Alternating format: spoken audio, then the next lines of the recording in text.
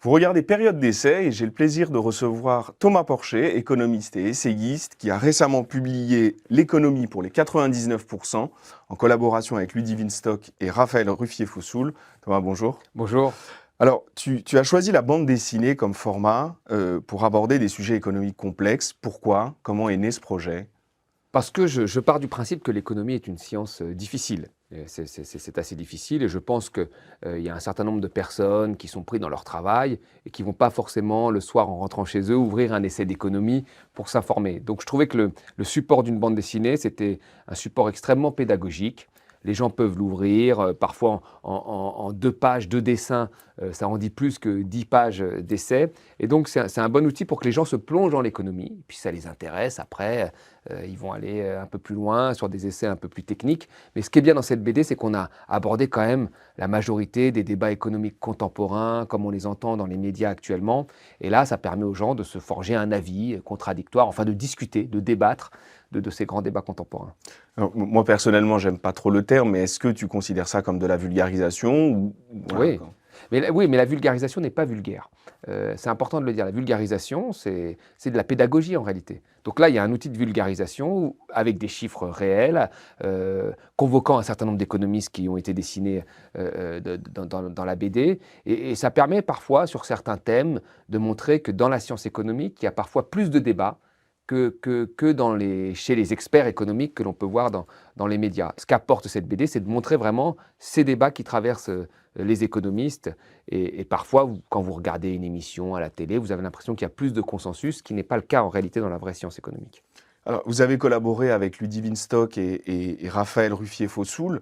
Comment est-ce qu'elle s'est passée, cette collaboration? Est-ce que tu peux nous parler un peu du travail Oui, c'est passé très bien. Alors, Ludivine est la dessinatrice, qui est une excellente dessinatrice, qui m'a présenté très rapidement des croquis, je trouvais ça très très bien. Je trouve que jusque dans mes postures, un petit peu comme ça, mise en avant et tout, je trouve qu'elle a extrêmement bien représenté mon personnage. J'aimais bien aussi le personnage de Zoé et de son papa qui est un banquier, qui a une vision un peu plus, on va dire, libérale et ce qui peut permettre d'organiser un débat avec moi. Et puis après, Raphaël, c'est le scénariste et je trouvais qu'il y avait pas mal d'humour. En fait, quand on lit la BD, il y a aussi beaucoup d'humour et ça, c'est Raphaël qui les a amenés. Donc c'est un travail qui s'est fait à 3 et qui s'est très bien passé, où ils m'ont présenté les scénarios, on les a ajustés pour pouvoir traiter l'ensemble des débats économiques contemporains. Ludivine les a dessinés et puis après, on a mis en place les dialogues, les chiffrages, etc., pour que ce soit le plus représentatif possible. Par exemple, à un moment, on parle des dépenses publiques. On en parle beaucoup dans les médias sur la dépense publique française qui serait élevée, et c'est vrai qu'elle est plus élevée que d'autres pays, mais très peu de gens savent ce qu'il y a dans la dépense publique. Donc nous, on a représenté la dépense publique sous forme de millefeuilles, où on a mis les retraites, l'assurance chômage, l'assurance maladie, les services publics, etc. Et on l'a comparé avec 2 autres millefeuilles, le millefeuille anglais et le millefeuille américain. Et là, on se rend compte que voilà, il y a des différences qui sont dues au fait que dans certains pays, l'assurance maladie est privée majoritairement, comme aux États-Unis, que les retraites sont par capitalisation, ce qui réduit en fait le millefeuille, et donc ce qui donne en fait une idée de ce qu'il y a dans la dépense publique chez les gens en fait. Et quand les gens disent qu'il faut baisser la dépense publique, d'accord, mais où? Une fois qu'on aborde le terme et le sujet, je veux dire un peu plus profondément, et ben on se rend compte que chaque fois qu'on la coupe, ça va porter atteinte en bout à soit des services publics, soit à une population, les vieux avec les retraites ou les malades avec l'assurance maladie, etc. Alors, la BD, elle est très dense et il y a notamment une critique sur une sorte de vision réductrice un peu du travail. Comment est-ce que vous pensez qu'il faudrait redéfinir le rôle du travail dans la société?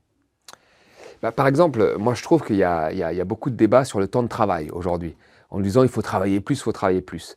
Vous voyez, un peu de connaissances historiques montrent qu'en fait le temps de travail a diminué très fortement le dernier siècle. Et pourquoi il a diminué? Parce que la productivité a augmenté. C'est-à-dire que nous travaillons moins, mais nous produisons beaucoup plus. Et que de manière générale, ce sont les pays pauvres qui travaillent le plus. On travaille 70 heures par semaine au Bangladesh, 50 heures en Égypte et au Pérou. Et puis après, dans les pays riches, ça diminue. Donc la vraie question, c'est pas travailler plus ou moins, c'est travailler en fait mieux. C'est-à-dire permettre de l'innovation pour augmenter la productivité. Et puis aussi la question, c'est pas travailler plus longtemps avec le même nombre de gens, c'est que plus de gens plus de gens puissent travailler et travailler dans des bonnes conditions. Vous voyez, parce qu'il y a beaucoup d'emplois qui sont des emplois précaires où les gens désireraient travailler plus. Donc, on ne peut pas réduire la question, par exemple, du travail à une durée. C'est beaucoup trop simple. Et aujourd'hui, dans le débat public, hein, on ne parle que de cette durée. Alors, il faut travailler plus longtemps quand on est vieux. Soit dit en passant, les dernières années, en général, on est un peu moins productif parce qu'on est plus fatigué. Il faut aussi travailler plus longtemps, par exemple, donnant des jours congés en travaillant gratuitement. Mais la question du temps de travail, ce n'est pas qu'une question quantitative. Vraiment, le travail, il faut qu'il soit aussi bien fait et il faut qu'il soit productif. Et je pense que la question de fond qu'il faudrait aborder, c'est pourquoi notre productivité n'augmente pas et stagne un petit peu ces dernières années. Ça, c'est des vraies questions. Vous mêlez beaucoup des statistiques avec des histoires un peu plus personnelles. Oui. Quel était l'objectif de cette approche-là? C'est toujours important, moi, je pense, de mettre toujours un peu de vécu. Alors, vous avez bien sûr les données, les résultats de données, mais c'est toujours intéressant d'avoir un vécu qui est vu finalement comme un terrain d'étude. Donc, parfois, on a mis des choses comme ça parce que bon, il y a un côté qui incarne un peu plus, il y a un côté plus personnel et il y a un côté qui peut renvoyer chez des gens à des choses aussi qu'ils ont vécues personnellement. Donc, c'était intéressant. Et moi, comme j'ai grandi dans un département, le 93, et dans une ville qui a été très touchée par la désindustrialisation. Donc on peut voir par exemple un des impacts négatifs de la mondialisation qui s'est fait sur les usines notamment et les ouvriers. Il y a beaucoup de chercheurs qui étaient persuadés que le libre-échange profitait à tous, ou du moins que les effets négatifs étaient plus faibles par rapport aux effets positifs. Mais moi, dans le département où j'ai grandi, très vite, nous avons vu les effets négatifs avant d'en voir les quelques effets positifs qui se trouvaient peut-être dans la baisse des prix de certains vêtements, etc. Et c'est important de rappeler ça parce que il y a beaucoup de chercheurs qui ont attendu d'être des grands chercheurs pour rentrer des données et se dire « Ah, il y a peut-être un effet négatif, ce qui pousse les extrêmes, notamment Trump qui a fait en partie sa campagne là-dessus, et même le RN qui aujourd'hui dans des anciens bassins industriels fait des scores quasiment soviétiques, hein, notamment dans le Nord. » Et ben moi, dans mon enfance, très vite, j'ai vu les effets négatifs de la mondialisation et je trouve ça toujours intéressant de rappeler un vécu. On en vient à la question des inégalités qui, toi, te tient à cœur. Quel est le lien entre ces inégalités et la perception du travail par les 99% de la population?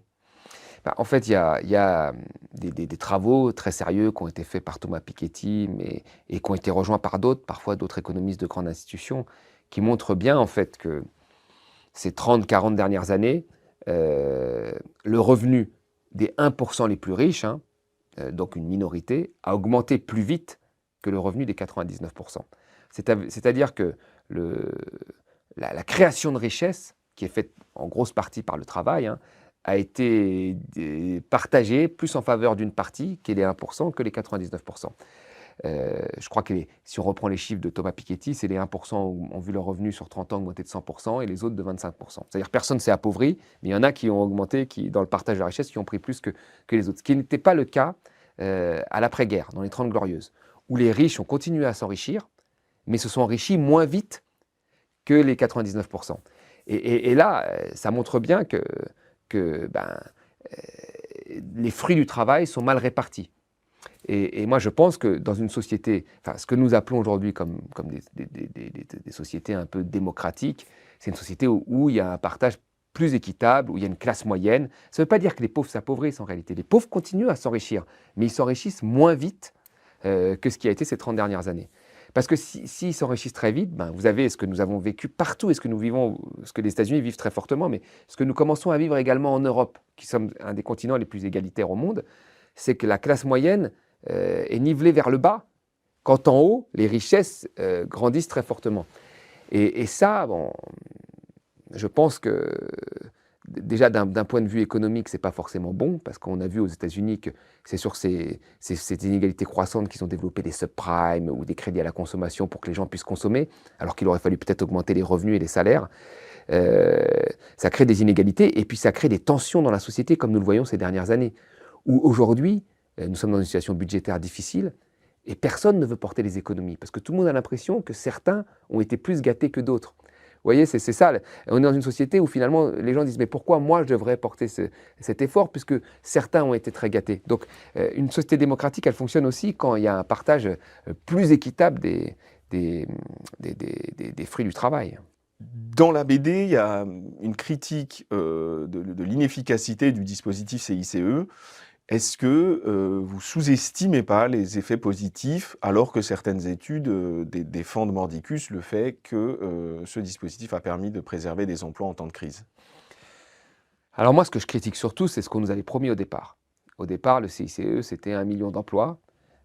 Alors effectivement, depuis la mise en place, et d'ailleurs M. Gattaz s'en était félicité, depuis la mise en place, vous avez eu 1 million d'emplois qui ont été créés. Mais est-ce que c'est 1 million d'emplois dû uniquement au CICE? Parce que vous avez un effet de rattrapage, c'est-à-dire qu'après la crise de 2008, entre 2008 et 2015, vous avez eu quasiment 1,5 million d'emplois qui ont été détruits, des gens qui ont été au chômage. Et à partir du moment où nous avons retrouvé notre niveau d'activité d'avant-crise, c'est-à-dire 8 ans après, donc en 2016, là, les emplois ont été recréés. Et nous avons, d'ici à aujourd'hui, plus d'1 million d'emplois qui ont été créés. Mais ont-ils été créés juste à cause du CICE ou à cause de la reprise d'activité? Monsieur Gattaz dit que c'est à cause du CICE. Et les études de France Stratégie, qui sont des études quand même qui ont analysé l'impact des réformes fiscales sur l'investissement ou les créations d'emplois, ont estimé qu'il y avait eu 100 000 emplois créés ou maintenus. Donc on est très loin du compte, en réalité. Voilà, on est très très loin du compte. D'autres études ont montré en plus que le CICE avait majoritairement profité aux grosses entreprises plutôt qu'aux PME. Alors ce qui avait été mis en avant était quand même les PME dans la justification du choix de cette politique. Donc probablement que les études que je ne connais pas, que vous citez, disent qu'en période de crise, ça a permis de maintenir des emplois. Mais à la base, c'était le CICE va créer 1 million d'emplois. Alors, est-ce qu'on s'est mal compris sur le fait que c'était à cause du CICE uniquement ou autre chose? Mais force est de constater, en tous les cas, que les premières études de France Stratégie, qui est quand même un organisme rattaché au Premier ministre, n'ont pas tenu ce chiffre d'1 million, et ont tenu plutôt un chiffre de 100 000. Donc, non, moi je pense que elles auraient... Alors peut-être pour les PME, mais encore une fois, les PME, elles sont très peu en concurrence avec l'étranger. Parce que les PME, le domaine est parfois national et même plutôt local pour beaucoup d'entre elles. Si elles sont en concurrence par l'étranger, c'est que vous avez en face d'elles parfois des multinationales qui s'installent et qui peuvent pratiquer une concurrence déloyale, notamment parce qu'elles font de l'optimisation fiscale et qu'elles profitent de la mondialisation. Mais sinon, c'est assez localisé, l'économie des PME. Celles qui ont besoin d'être compétitives vis-à-vis de l'étranger et donc avoir un coût du travail moins élevé, c'est les multinationales. Notamment avec l'Allemagne, parce que le CICE a été calculé en fait pour qu'on soit aussi compétitif que l'Allemagne. C'était directement adressé à l'Allemagne. Et donc là, il s'agit de multinationales. Donc on savait dès le début que ça allait profiter majoritairement aux multinationales. Alors pourquoi pas, si derrière il y a des contreparties un peu plus fortes, comme le fait de ne pas délocaliser ou d'avoir des complications un peu plus difficiles pour délocaliser ou fermer des usines, ce qui n'a pas été le cas. Donc est-ce que le CICE a empêché de délocaliser? Je ne crois pas. Est-ce que le CICE a créé 1 million d'emplois? 1 million d'emplois ont été créés, mais pas dû qu'au CICE. On ne peut pas tout donner, et c'est ce que font les économistes quand ils font des études, c'est-à-dire qu'ils isolent des données pour voir quels impacts elles ont eu. Et la plupart des études qui ont été faites montraient que ça n'avait pas créé 1 million d'emplois. Voilà. D'accord, donc c'est plus le décalage entre la promesse et finalement le résultat Oui, que l'inefficacité totale du shoot, bien sûr, ouais. bien sûr. Bien sûr. Il n'y a jamais un dispositif qui est totalement inefficace. Il est plus inefficace qu'efficace. Moi, je juge qu'il a plus été inefficace qu'efficace et qu'il a loupé sa cible en profitant plus aux grandes entreprises qu'aux petites. Même si, encore une fois, la question, moi, me semble-t-il, de la pression fiscale des petites entreprises est une vraie question qui doit être mise aujourd'hui sur le tapis, parce qu'en réalité, les petites entreprises ont une pression fiscale beaucoup plus forte que les grosses entreprises. Ça, tout le monde le sait. Parce que les grosses entreprises peuvent profiter d'optimisation fiscale possible et légale via des prix de transfert à l'intérieur de l'Europe. Et donc, vous organisez une forme de concurrence déloyale où les petites ne peuvent pas profiter de ça et sont parfois en face de très grosses étrangères qui, elles, profitent de cette baisse de la pression fiscale. Donc, il y a vraiment une question à se poser sur la pression fiscale des petites complètement, qui pour moi, est pas tant une question de niveau qu'une question de concurrence déloyale avec ces grands groupes. Mais il doit y avoir quelque chose d'ouvert là-dessus. Les États-Unis ont fait un Small Business Act qui concernait que les petites. Je pense que nous, on doit quand même ouvrir ça parce que c'est vrai que la pression fiscale des petites est très élevée relativement en comparaison aux grandes.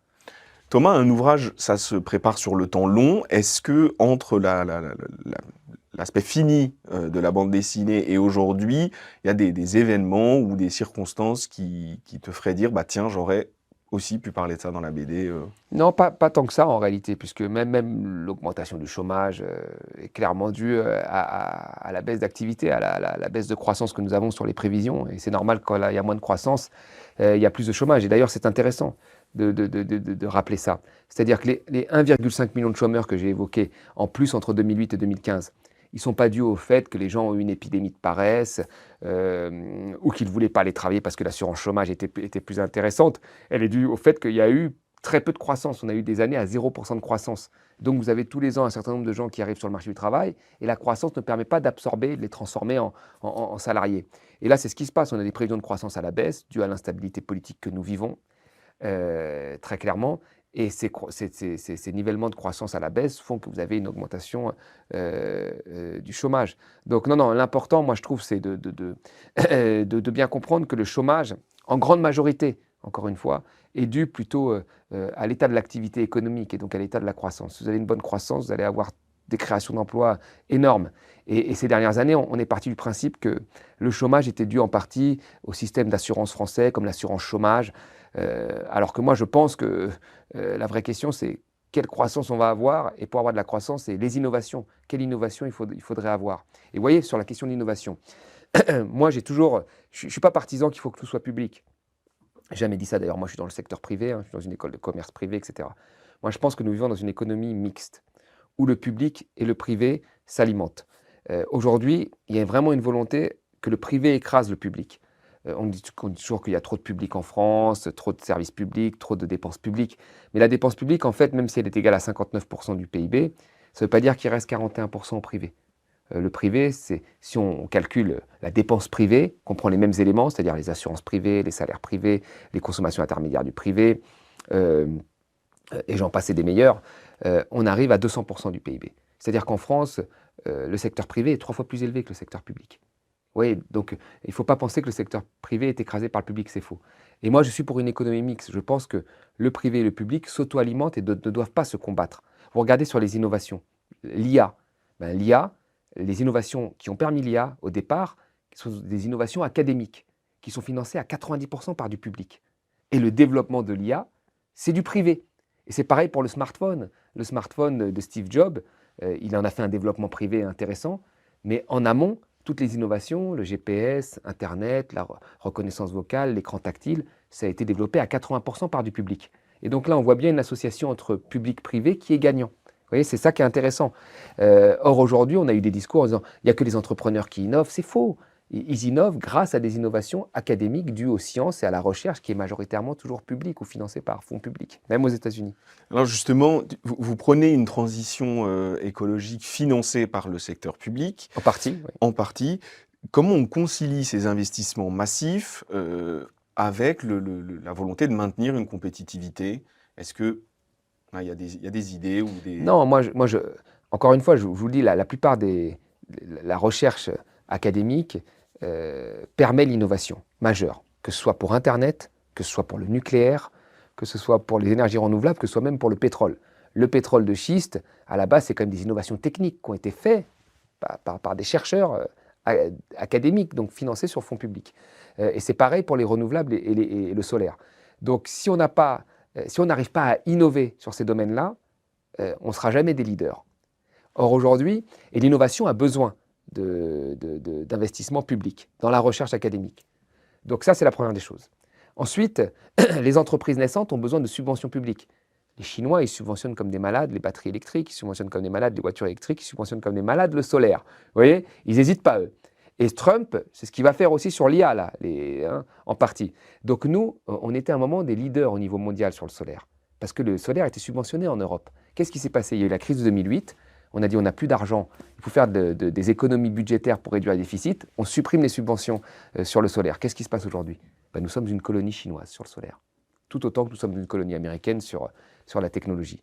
Donc c'est important de comprendre qu'il y a la recherche académique qui est sur fonds publics en général, majoritairement, parce que c'est en amont de la chaîne de l'innovation et que le privé ne s'y risque pas, ou plus faiblement, ou sur des résultats de court terme. Ensuite, quand les entreprises sont naissantes, il faut les protéger, les subventionner également. L'État doit assurer ce rôle-là.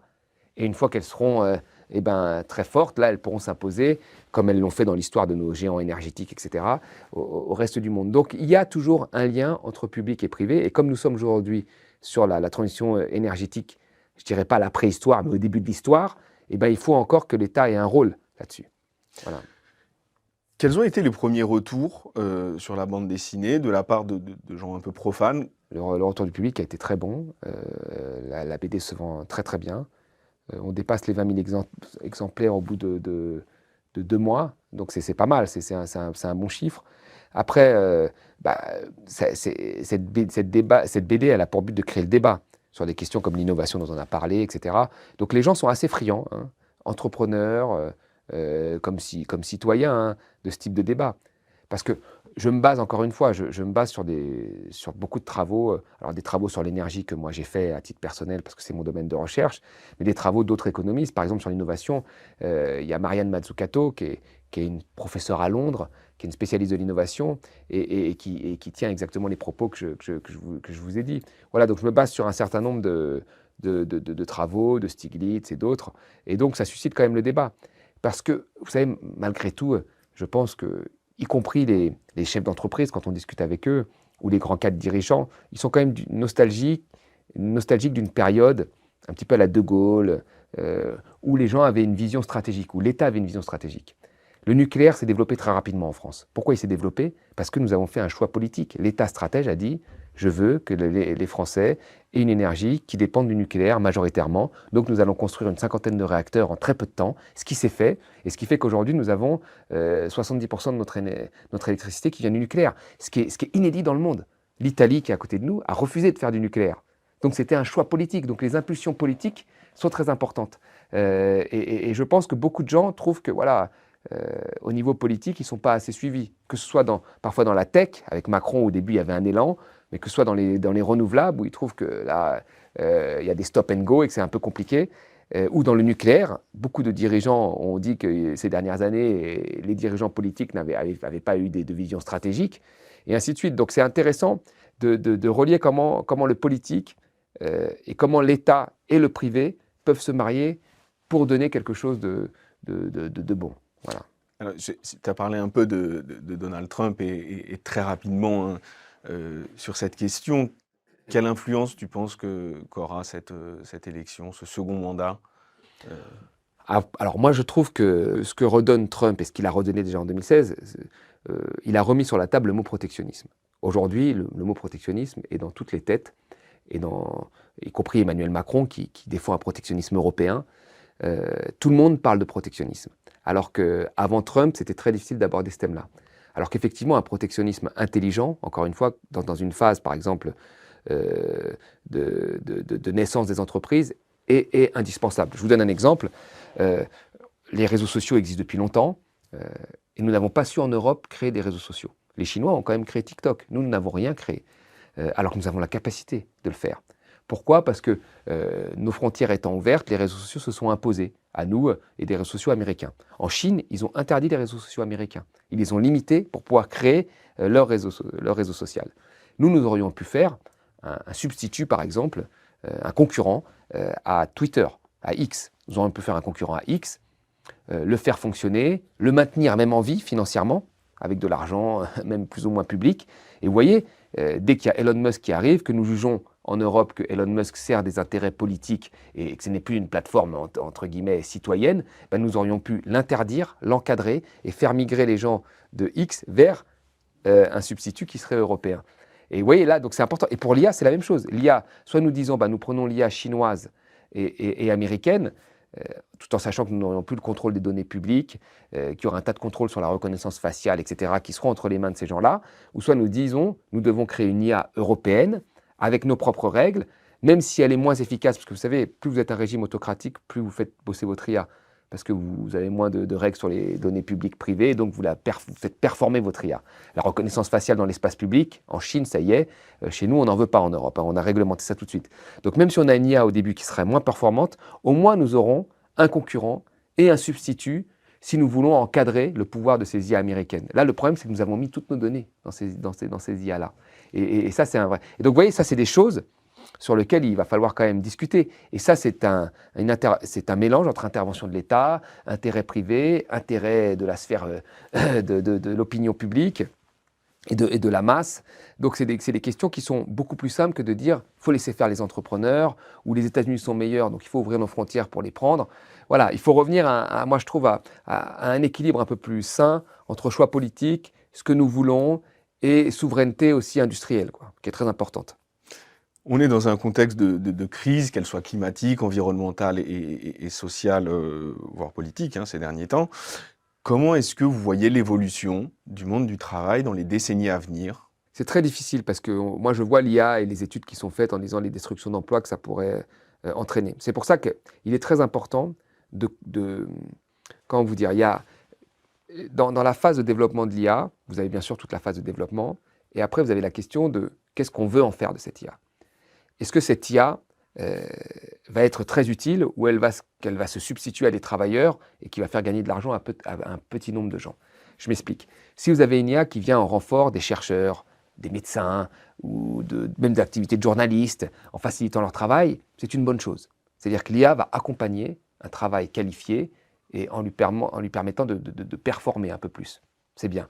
Mais si l'IA remplace des travailleurs qui ont des tâches plus automatiques, dans ce cas-là, ça va détruire des emplois, ça va compresser les coûts, ce qui va faire gagner de l'argent à une petite partie, c'est-à-dire des actionnaires et des dirigeants. Donc il faut savoir comment on utilise l'IA. Parce qu'une innovation, en fait, elle est intéressante que quand elle sert à améliorer la productivité, pas quand elle se substitue et qu'elle détruit des emplois. Donc ça, c'est une question qui va se poser dans le monde du travail futur. Et jusqu'à preuve du contraire, pour le moment, l'IA, elle est plus sur le côté de s'attaquer au type de travail où il y a des automatisations, où il y a de l'automatisation. Donc là, vous voyez, ça c'est une question moi, que je trouve importante. Et puis après, il y a toujours cette aussi notion de concurrence mondiale qui commence à être de plus en plus exacerbée, qui existe aussi en Europe, où avec finalement les mouvements des capitaux, avec les délocalisations qui sont rendues de plus en plus simples, on va toujours chercher le coût du travail le plus faible. Et donc il y a une partie en fait de l'emploi, qui est entre guillemets le moins qualifié, j'aime pas ce terme, qui subit la concurrence mondiale. Et Trump, quand il met ses droits de douane, il revient un peu là-dessus. Et je pense que nous devons aussi revenir là-dessus, parce qu'il y a des industries qui, pour des raisons de sécurité, de stratégie, qui doivent être chez nous. Le médicament, la santé, l'armement, je ne sais pas moi, des choses comme ça. Il faut d'ailleurs les définir collectivement. Qu'est-ce que l'on juge collectivement de stratégique pour l'avenir, pour notre sécurité, pour notre santé? Et celle-là, on doit rapatrier les emplois et les industries, on doit les sortir finalement, ces industries, de la compétitivité, de la compétition mondiale et de cette course à la compétitivité en compressant les coûts, parce que la finalité est plus problématique que cette histoire de compétition, et nous l'avons vu pendant le Covid avec la dépendance que nous avions sur un certain nombre d'industries. Et donc ça, c'est des questions que l'on doit sortir pour moi du fonctionnement de la concurrence mondiale. Merci Thomas d'avoir répondu à mes questions. Quant à moi, je vous propose de retrouver donc l'économie pour les 99%, publié aux éditions Stock, disponible en librairie. Et je vous dis à très bientôt pour un nouvel épisode de Période d'essai.